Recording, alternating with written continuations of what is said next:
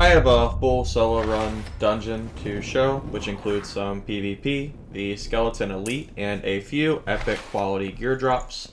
Throughout the video, I'll be adding commentary to explain my thought process during the run.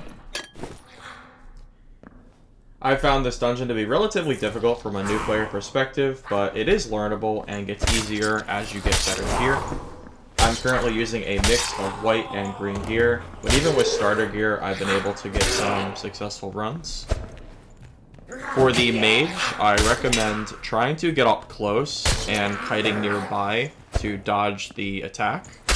And whenever you're fighting a mix of two different enemies, especially if they're just melee, I recommend just hitting them and backing up, especially these goblins. They don't seem like they're too terribly hard, but if they do hit you, it does deal a pretty large amount of damage.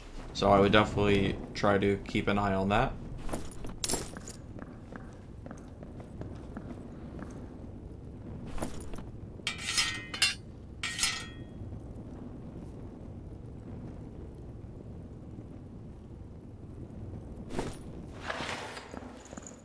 I've been learning this game since yesterday, so I am relatively new. I'm not super familiar with all of the different chests, etc., so I did not have a lock pick on me. And you'll actually see later in the video, I did make a small mistake, and I forgot to open that chest when I did get the option to with some key locks.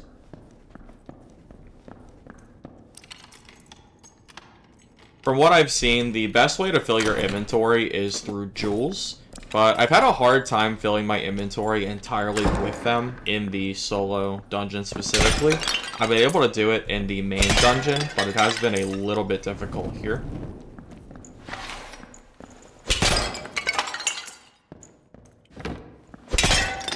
What I've done for the most part here is I've been collecting anything that's been green quality or higher, because green quality gear is actually not too terrible because you can sell that for gold.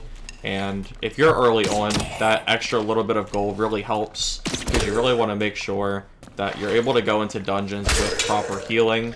Blue pots, the red potions, and the bandages are all really helpful.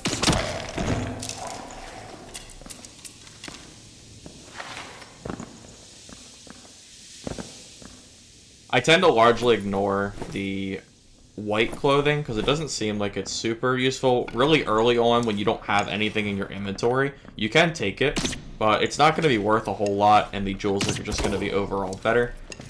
This is actually the first time I'm fighting the skeleton champion.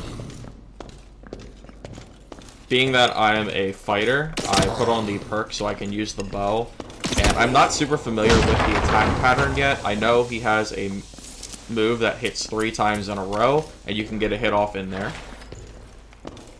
But I decided that using the bow and kiting would be a lot easier to do here. But I did end up getting hit here, I think twice, so it was a little bit of a mistake. And most of this is just learning curve of trying to figure out the best way to actually fight the skeleton champion. I would recommend to try to fight him and not just run away. He seems to chase you for a very, very long time. And if you just try to keep running away, you'll end up getting a lot of other mob aggro. And it becomes really difficult to actually survive in this dungeon because it's not a very big area. And there are a lot of mobs. There's a really high mob density that I found specifically in here. But we'll see here. We looted this, and I don't know what kind of loot it normally drops, but I did get 2 epic quality gear pieces, which seems pretty good, so I'm just going to say I probably got lucky here. But with that in mind, the fact that it can drop 2, even if that was lucky, to me, it's just always worth trying to finish off that skeleton champion. The only downside being just to keep an eye out for other players if you are in or near the middle of the zone.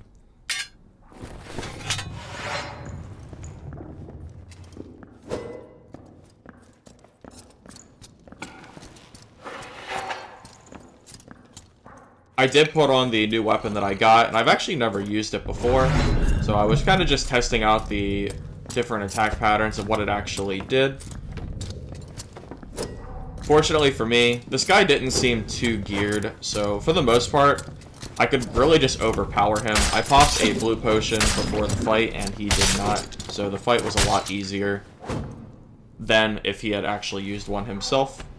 We're getting towards the end, and I do have a full heal kit. I decided to go ahead and use my ability. I think at this point, it's pretty unlikely we're really going to see very many people. You can see on the top right corner of the screen that most people have already died at this point. But there is an argument to be made for saving that E ability to regenerate my health until a fight happens, just in case, because it could have ended up costing me the run.